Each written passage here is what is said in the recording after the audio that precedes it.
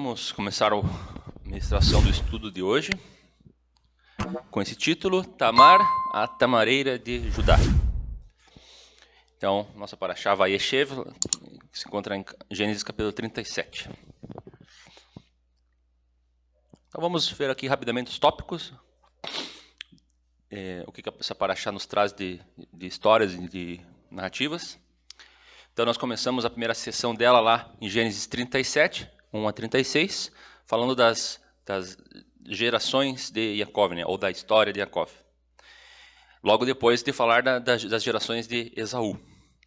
E é interessante aqui que quando nós temos um livro de genealogia, né, essas são as gerações de Jacó, nós esperaríamos ver uma lista dos nomes dos herdeiros, né, dos filhos, dos descendentes, mas não é o que acontece. Ele fala assim, essas são as gerações de Jacó, e daí diz assim que já começa a falar de José, e não do próprio Jacó.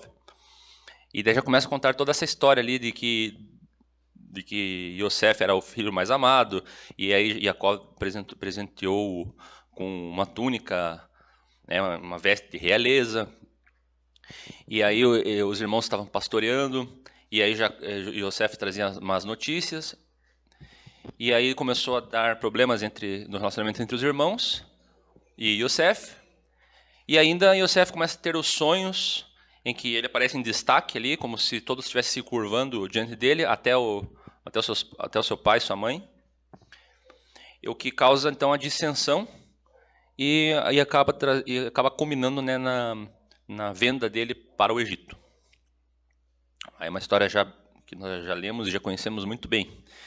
Depois nós passamos para o capítulo 38, e daí já muda de figura. Nós já temos uma chamada digressão, né, que é quando você tem uma história, daí de repente parece que você tem um parênteses para contar uma coisa que totalmente fora ali da sequência.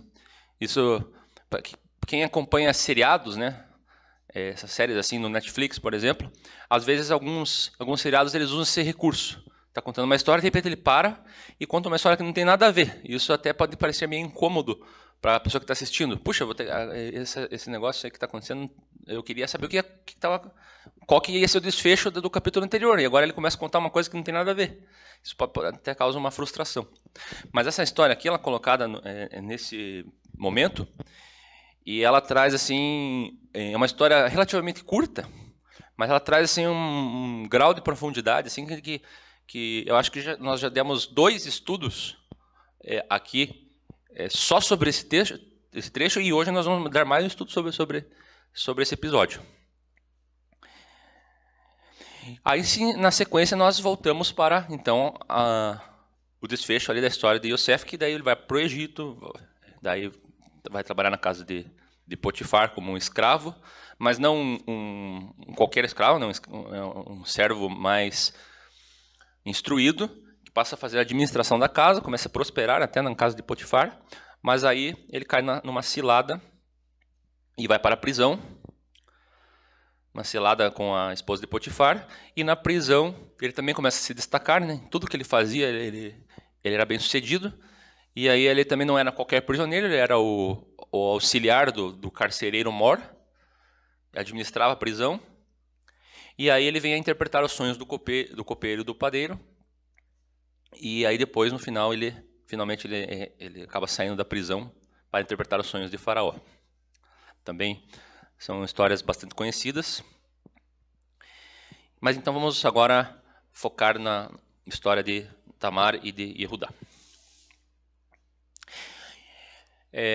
Quando nós vemos essa personagem aparecer aqui, Tamar, algumas considerações a gente precisa prestar atenção.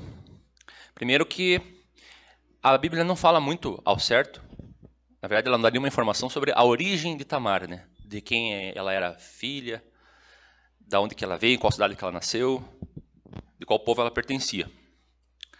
Mas se nós observarmos, esse aqui é um mapa das 12 tribos de Israel.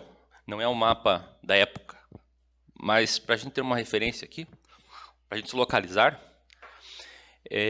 essa região ali, circular ali, onde está destacado ali em vermelho, era a região para onde Yehudá tinha ido. E é interessante que ele se afasta da sua família nesse momento. Ele sai ali do território ali onde estavam acampados ali os seus irmãos e o seu pai, e ele vai para aquela região ali. Não se sabe ao certo, ali dentro dessa região, aonde ele esteve, mas é mais ou menos ali. Que era justamente um território que no final ia ser dele mesmo. Ali, ó, território de Judá. Por isso que eu coloquei o mapa ali das 12 tribos, depois que foi feita a partilha. Mas essa região na época não era de Judá. Era uma região onde estavam os cananeus. Tanto que Judá ele conhece a filha de um cananeu chamado Shua. Não Yeshua, é Shua mesmo, é só Shua. Então ele se casa com a filha dele.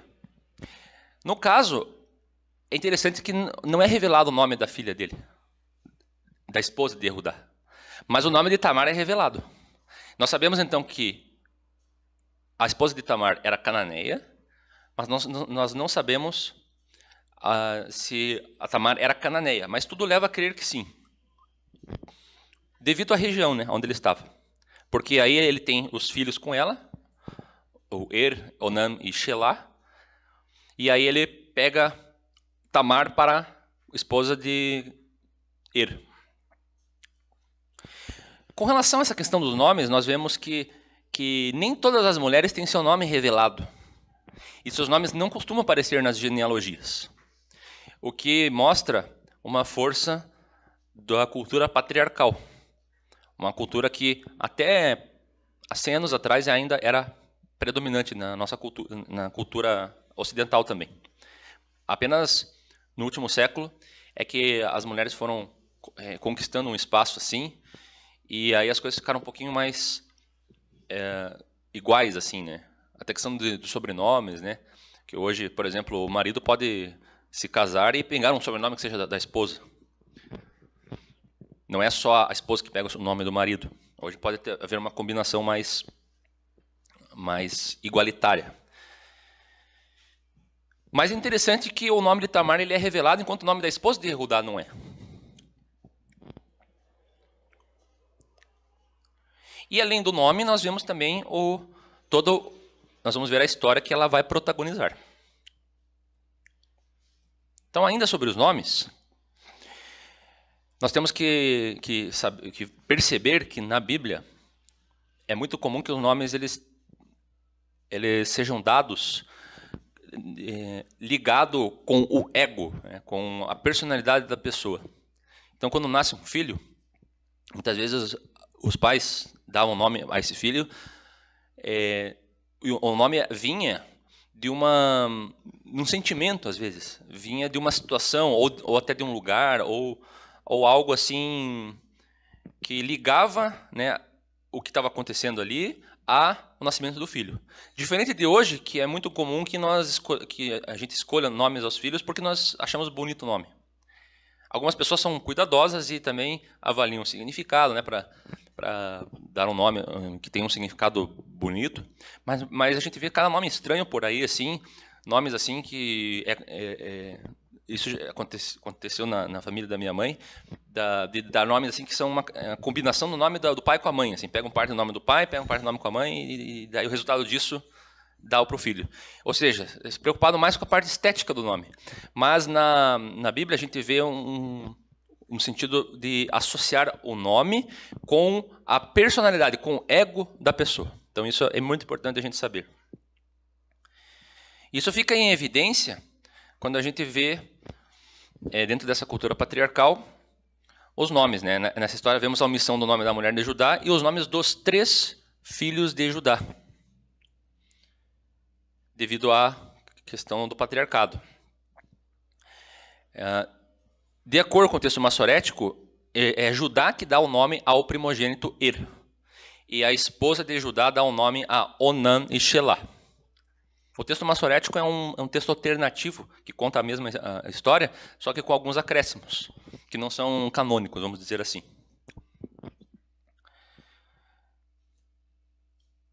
O nome dado ao primogênito pelo pai, então, Por que é interessante aqui? Nós não vamos nos preocupar se realmente foi o que aconteceu.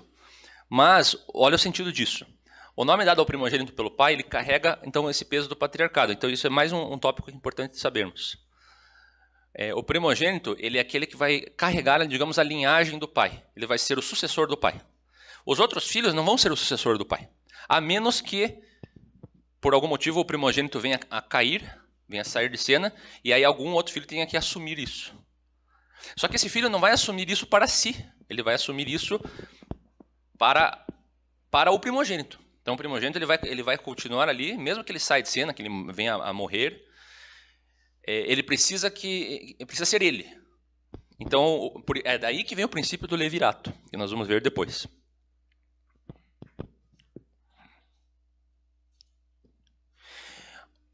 Existe também naquela época, e isso está relacionado também com a nossa cultura ocidental, da questão dos nomes e sobrenomes carregarem uma questão histórica e registral. É interessante que, por exemplo, que na minha família, nosso sobrenome é Amaral e Silva. Eu sou o único neto do meu avô que vai carregar esse sobrenome, e que esse sobrenome vai passar para minha filha. Porque meus outros primos, eles acabaram absorvendo outros sobrenomes, e esses sobrenomes provavelmente vão acabar se perdendo. Então, é a importância de passar o nome e o legado. E olha só que interessante, em inscrições da Idade do Ferro, há memoriais que nomeiam o indivíduo homenageado e alertam seriamente contra o apagamento do seu nome. Então, o nome de uma pessoa é a sua memória e a sua reputação, na vida e na morte. E existe até um trecho de Eclesiastes que é bem interessante, olha só o que ele diz. Melhor o nome de alguém do que óleo fino, do que um bálsamo, assim, um perfume. E o dia da morte do que o dia do nascimento de alguém. Olha que interessante isso. Geralmente a gente comemora muito o nascimento de alguém e a morte a gente lamenta. Mas isso está em contraste com o que diz aqui Eclesiastes, né? Que faz parte ali dos textos de sabedoria. Então, o nome de representa a continuidade do nome de Judá e todo o legado que ele aspirava a deixar. E os outros filhos, Onam e Shelah, eles são auxiliares, eles são instrumentos para garantir que esse legado não se perderia. Então, Judá toma seu filho e casa com essa mulher cujo nome então aparece, né? Tamar. Agora vamos associar, né, fazer aquele jogo de associações. Onde já vimos esse nome, Tamar? Então, se vocês lembram da história lá em 2 Samuel, nós vamos ver aqui Tamar é o nome da filha de Davi, do rei Davi. E vejam que interessante, aqui em Gênesis 38, 1, quando introduz ali o episódio de Judá e Tamar, olha como começa o texto. E aconteceu no mesmo tempo. Quando ele está desviando do assunto que estava sendo contado até então, daí ele usa assim, e aconteceu no mesmo tempo. E em 2 Samuel, ele também está contando uma história lá, que envolvia o rei Davi, envolvia as conquistas dele lá. E aí, de repente, ele também introduz uma expressão semelhante ali. E aconteceu depois disto que?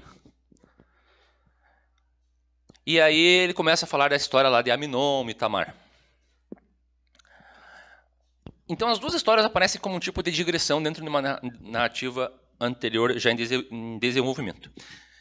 Então aqui nós vamos ver aquela questão que eu falei antes, sobre os ecos, né, que acontecem nos livros do Tanar, que fazem referência e também dos profetas de Brit Hadashah, que fazem referência à Torá. Então vamos analisar algumas semelhanças aqui.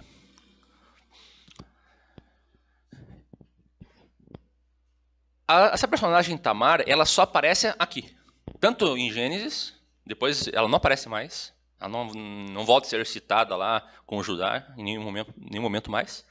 E a Tamar, a filha de Davi, também não aparece mais, depois daquela narrativa ali.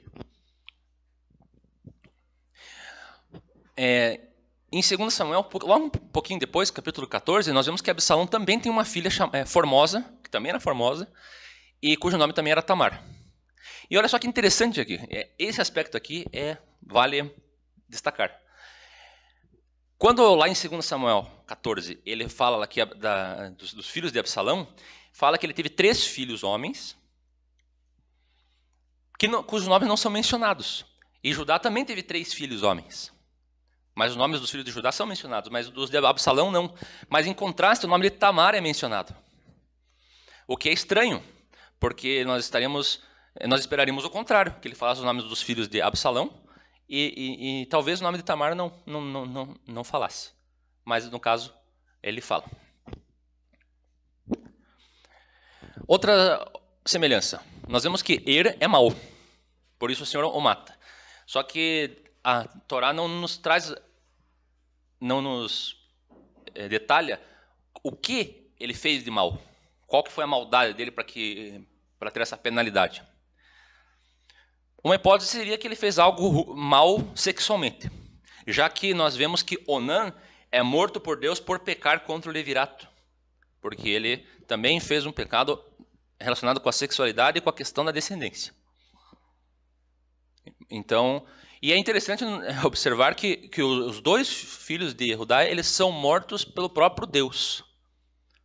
O que também, nós só vemos isso acontecer uma outra vez na Torá, que é quando os filhos de Arão, Nadab e Abiú morrem porque Deus os mata. Não é uma coisa assim comum, Deus vir e tirar a vida da pessoa assim, tirar a vida da pessoa. Geralmente uma pessoa morre, ainda que ela peque, mas ela morre como consequência do seu pecado por alguma ação natural, assim, ela é assassinada, ou ela vem ter uma doença, uma praga, coisa. Mas aqui não fala isso, fala que ele simplesmente foi lá e matou ele. É estranho isso. E Aminon, o primogênito de Davi, ele também age com maldade devido ao seu impulso sexual imoral e também é morto. Agora, se a gente observar assim, agora voltando a focar novamente em Tamar, nós vamos perceber que, e aqui nós podemos aprender algumas coisas com isso, que as 2 Tamar, elas são semelhantes, elas estão envolvidas em histórias que têm semelhanças, porém elas invertidas. Aqui acontece um espelho. Porque no espelho, a tua imagem ela fica invertida, né? Se você olhar, por exemplo, e estiver vestindo uma camisa com algo escrito, no espelho você vai ver escrito ao contrário. Por que eu digo isso? Porque a Tamar de Gênesis, ela vai se envolver também com uma situação sexual estranha. Ela seduz Judá para ter relações sexuais com ele através do engano. Ela finge ser prostituta. Então ela toma a iniciativa. Ela que inicia o processo de sedução que culmina num intercurso sexual com Judá. E ela age com engano para obter esse ato. Então, nós entendemos aqui que Tamar está na posição ativa. Vocês lembram na língua portuguesa quando a gente tem a voz ativa e a voz passiva?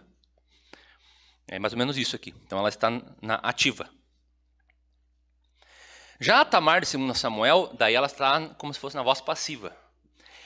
Não é ela que toma a iniciativa, mas ela é a vítima aqui. Ela é seduzida, ela não seduz, ela é seduzida. Né? Seduzida está na voz passiva. Por Aminon, que quer ter relações sexuais com ela. E o Aminon aqui é que age com engano, porque ele finge estar doente. Então ele engana a Tamar para poder obter uma aproximação com ela, para obter assim, um carinho dela, para ele pegar ela de jeito.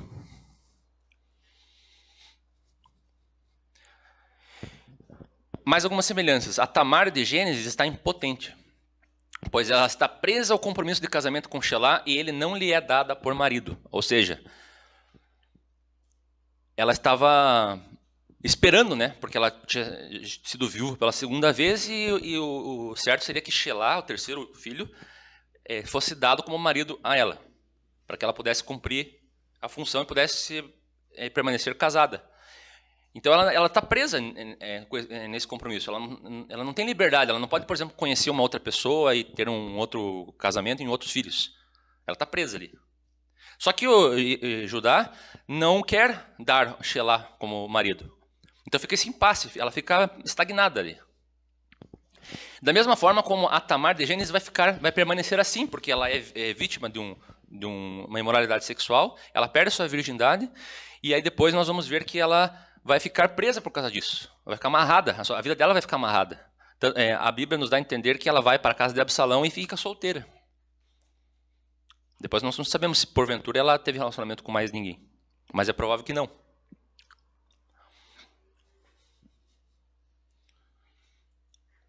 E ambos os casos são relações proibidas, né, pela Torá, são relações incestuosas. Porque nós vamos ver depois que Judá, embora ele fosse viúvo, ele ainda era sogro. E ele não podia ter relação sexual com Tamar. E muito menos Aminon com a irmã.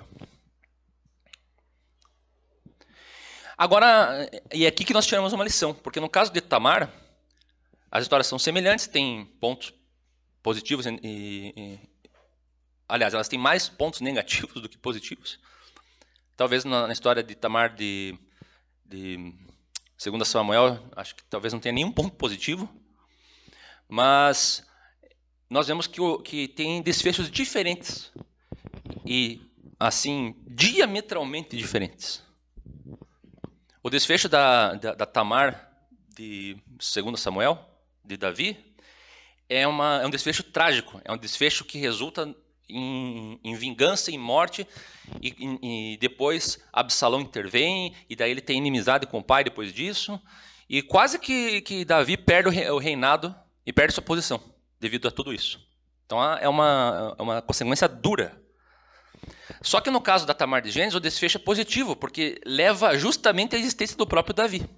Então a gente vê aqui um contraste, porque o desfecho da Tamar de Gênesis, ela resulta na linhagem de Davi, cuja linhagem quase foi destruída por causa do incidente de Tamar, filha de Davi.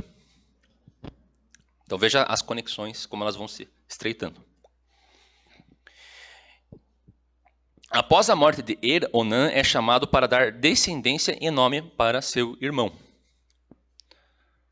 Mas ele se recusa e cria então um método de abstinência perverso, que é aquilo que a Torá fala de derramar o sêmen para fora. Então ele criou um método ali sexual, no qual no final da relação ele retirava o sêmen. Não sei como ele fazia isso. E daqui, algumas pessoas interpretam isso como a questão da masturbação, que é derramar o sêmen em vão. É derramar o sêmen sem intenção de gerar descendência. E daí, disso implica num pecado e grave ainda. Aqui existem inúmeras discussões se o ato de Onã realmente tem a ver com aquela masturbação, que é muito comum entre os adolescentes, que não estão ainda na idade de se casar e precisam ter um refresco, assim, uma forma de liberar assim, os hormônios, não ficar com aquele desejo, mas também ainda não estão a ponto de se casar. E aí há um questionamento se isso é pecado ou não. Não vamos aqui falar sobre isso, mas o fato é que o foco aqui é que ele se recusou a cumprir o levirato. E esse foi o pecado aqui. E é interessante, né, que os 2 filhos morreram de forma precoce, não de forma natural, por doença. A tal ponto que nós poderíamos nos perguntar, será que Judá sabia que foi Deus que havia tirado a vida de seus filhos? E será que Judá estava a par dos motivos pelos quais eles morreram? A Bíblia nos fala, ele foi mal, Deus o matou. Onã também fazia tal coisa, e aí Deus também o matou. Será que Judá sabia que eles estavam agindo dessa forma? Ou será que isso estava em oculto? E aí eles morreram e Judá não sabia por que eles morreram, a tal ponto que Judá ele fica temeroso em entregar então o terceiro filho. Daí ele pensa que poderia ter uma espécie de maldição com a Tamar, que ela era uma viúva negra, assim, que ela se casa com o homem E daí o homem morre. Então aí ele sabia que ele tinha que cumprir o levirato, o Shelah, mas ele, ao mesmo tempo ele pensa assim, mas pensando bem, vamos esperar um pouco, porque vamos deixar quieto, não vamos ter pressa, o Shelah é muito novo ainda. E daí ele vai enrolando, ele não quer liberar, porque pelo que nós podemos entender aqui, ele era o único filho que tinha restado. Nós não vemos aqui nenhum relato de que Yehudá teve outros filhos. Então, como a aranha que deixa seus companheiros para morrer, Tamar é uma viúva negra. Ela é enviada de volta para a casa de seu pai, provavelmente para aguardar o momento em que o terceiro e último filho de Judá estaria pronto para o casamento. E aí nós vemos que Judá tem outros desígnios, né? Ele começa a enrolar e não entrega. Ele fica segurando o filho dele. Então, a esposa de Judá, filha de Shua, havia morrido. Então, a princípio nós vemos que essa era a única esposa que Judá tinha. Ela havia morrido. Então, tudo leva a crer que Judá só tinha esse único filho sobrevivente, que era Shelah. E ele não queria que Shelah, então, se casasse com... Só que ele também não poderia se casar com outra pessoa, esse que era o problema. Porque ele estava amarrado com o levirato. Então, ele também ficou estagnado, assim. Ele ficou em xeque. Se ele for para lá, não pode. Se for para lá, não pode. Então, ficou parado, ficou estagnado. Mas era uma forma que Judá encontrou de preservar a vida do seu filho. Se ele morresse, tudo estaria perdido para Judá. Então, aqui é interessante porque a gente pode ligar essa situação que Judá está vivenciando, porque ele perde seus filhos, e isso daqui é uma consequência, porque foi Yehudá, né, que idealizou a morte de Yosef. Mas, no caso, foi ele que tomou a iniciativa de vender para os egípcios, né? E assim eles dissimularam a morte dele. E aí, por causa disso, o Yaakov achou que seu filho tinha morrido. E agora ele está sentindo isso na pele. E agora ele só tem um filho ali, que ele está segurando. E aí depois nós podemos entender agora como é que Judá se sentiu lá na frente, quando Yosef, disfarçado de egípcio, e como na posição de governador, exige que Benjamim, que era o único filho sobrevivente lá de Rachel, vá ao Egito. Ele pensa assim, eu não acredito nisso, estou vivendo de novo essa aflição agora. Assim como eu, que também tive meu único filho, que eu temia pela vida dele, agora, de novo, meu pai vai passar por isso. Então, nós temos esse problema aqui, né? Judá quer resguardar a vida de Shelah. Só que isso daí é uma autossabotagem no final. Porque ele quer preservar a vida de Shelah, mas lembra que nós explicamos que a linhagem de Yehudá, ela vinha de e precisava de descendência, e quem poderia dar essa descendência agora era Shelah. Então esse impasse estava estagnando, no final das contas, o próprio Judá. Não era nem Shelah que estava estagnado, nem Tamar, mas era o próprio Judá que estava estagnado. E aqui então aparece Tamar tomando uma posição ativa. Ela entra aqui assim, e aqui nós temos um destaque daquelas mulheres que elas intervêm assim e tomam a iniciativa quando os homens ficam estagnados. Um caso semelhante a esse foi o da juíza Débora, né? No tempo dos juízes lá, que ela se levantou, né, quando os homens estavam paralisados. Então, a função da mulher não é fazer isso. Mas quando os homens ficam paralisados e não fazem o que tem que fazer, às vezes as mulheres tomam a iniciativa e aí nós vemos que as coisas não são preto no branco, né? E aí nós vamos comentar depois. Essas questões assim da Hutzpah Torah, que é quando acontecem coisas que não era para acontecer, mas precisa acontecer, entendeu? Entenderam?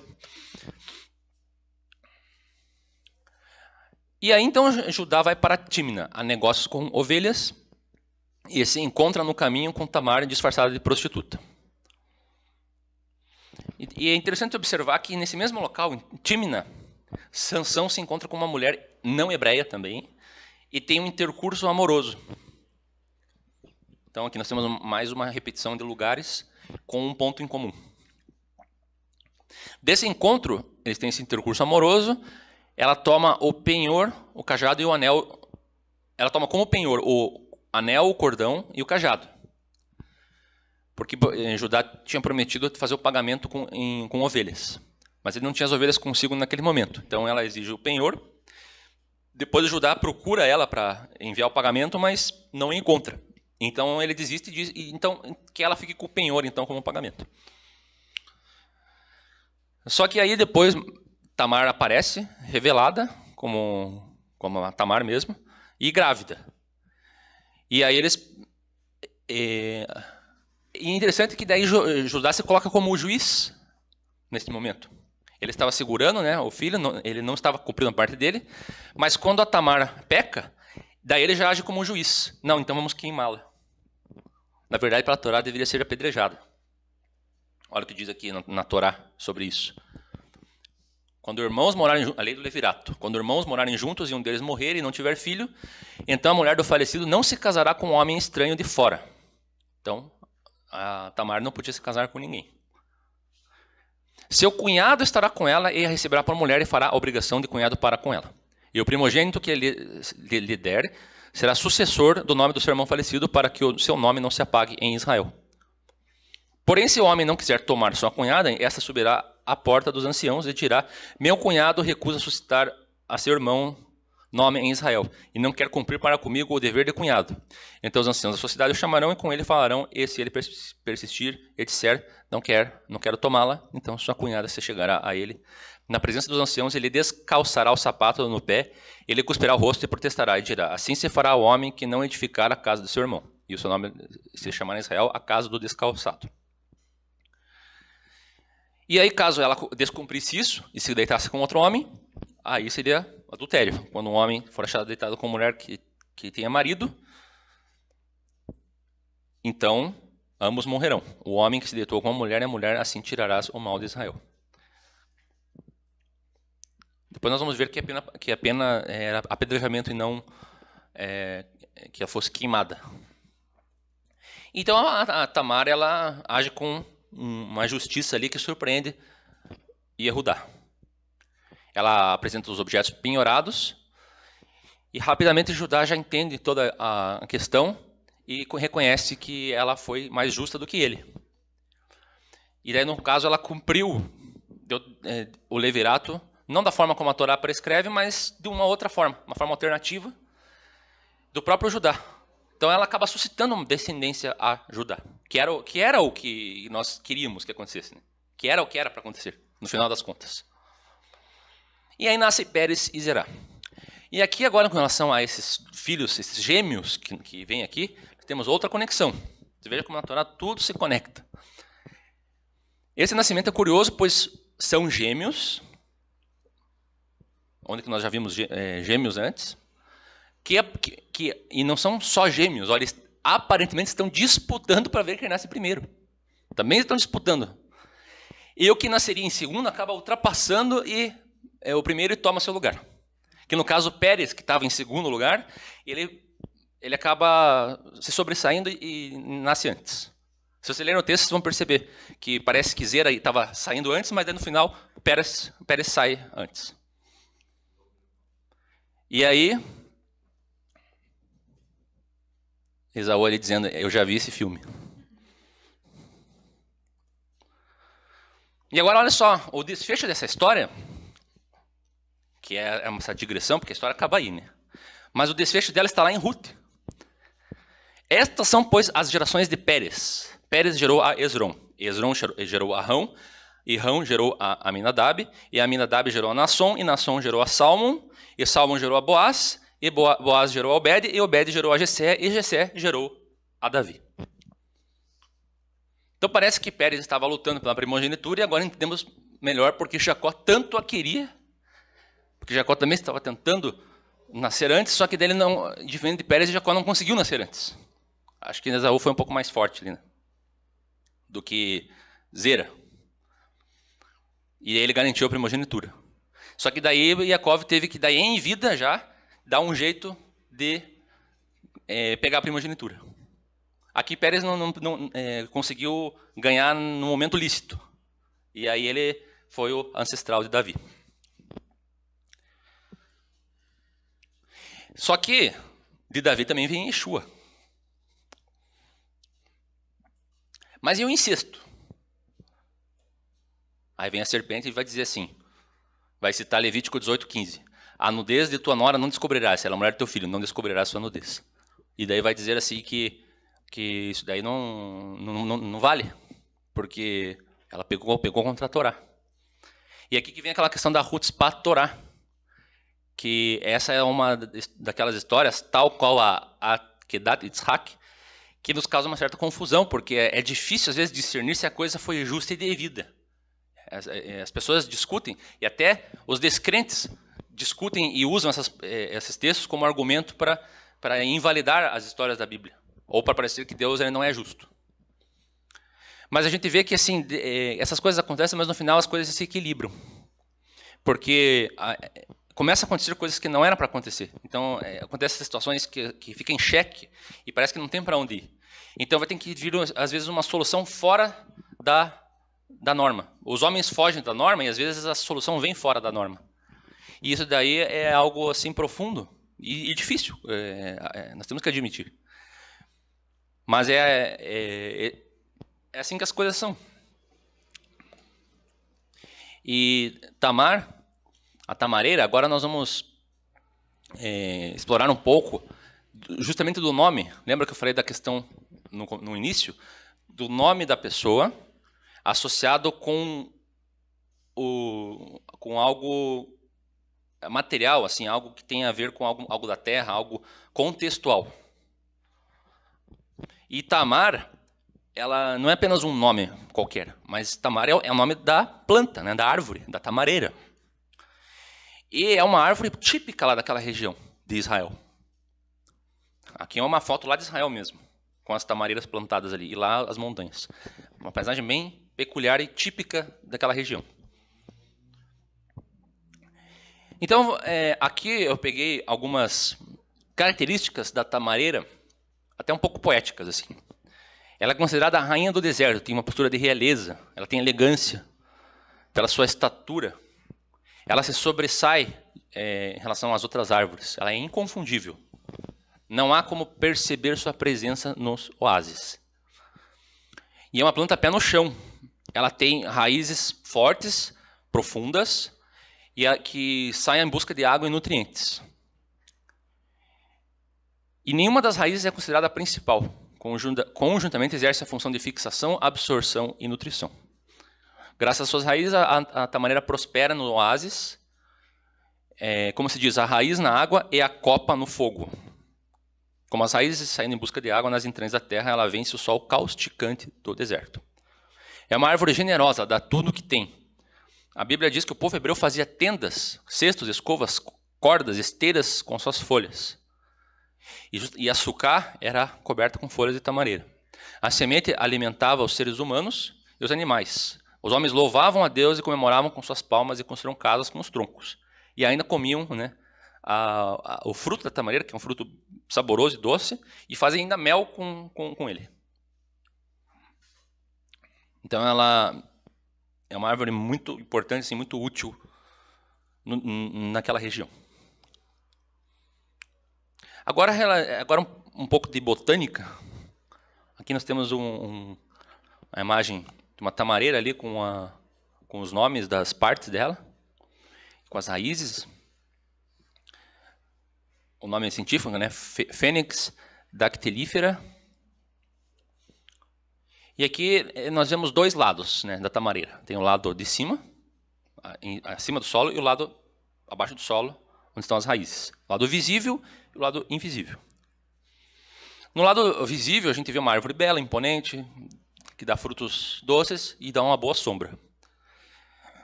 E muitas outras coisas. Mas debaixo da superfície tem uma característica interessante aqui. As raízes dela. Elas são raízes largas e profundas e podem ser invasivas até com outras árvores próximas e com a flora adjacente. E é interessante a gente saber disso, essa questão das raízes, porque a gente faz uma conexão disso com um apócrifo de Gênesis, que foi achado lá nos pergaminhos do Mar Morto. E esse apócrifo de Gênesis, ele são algumas histórias contadas pela perspectiva de Abraão. As mesmas histórias que Abraão viveu, só que contadas, né, na perspectiva dele. Então tem alguns acréscimos, algumas coisas que a Bíblia não fala. E um deles é o que Abraão viveu, ou melhor, o que Abraão sonhou antes dele ir para o Egito. Porque se vocês lembram, quando Abraão vai ao Egito, ele tem aquela preocupação que o faraó quisesse tomar Sara como esposa e para isso ele se livrasse de Abraão, mandasse matá-lo. Então, temendo pela sua vida, então ele finge que Sara era sua irmã. Só que nesse apócrifo de Gênesis, para que ele tenha ideia de fazer isso, antes ele tem um sonho. E nesse sonho, Abraão ele sonha que ele era um cedro e que Sara era uma tamareira. E Sara, como a tamareira, envolve Abraão, o cedro no caso, com as suas raízes protegendo. Daí Abraão tem uma sacada e pensa assim, então vou dizer que Sara é minha irmã. Daí dessa forma ela vai ao invés de eu ser penalizado por causa dela, eu vou ser beneficiado, vou ser protegido por ela. Então a gente, concluindo, por que eu falei agora da tamareira? E do protagonismo da tamareira. E também por que eu falei da Tamar de 2 Samuel? Eu acho que a principal lição que isso nos traz é o papel da mulher aqui, da Tamar, como ativa e se esforçando ali, mesmo não sendo o papel dela, é uma situação de patriarcado aqui. Mas ela toma a frente ali, num momento de brecha, e ela traz uma cobertura, ela traz uma solução. Não de uma forma convencional, ou de uma forma assim, certinha, dentro de todos os trâmites legais da Torá.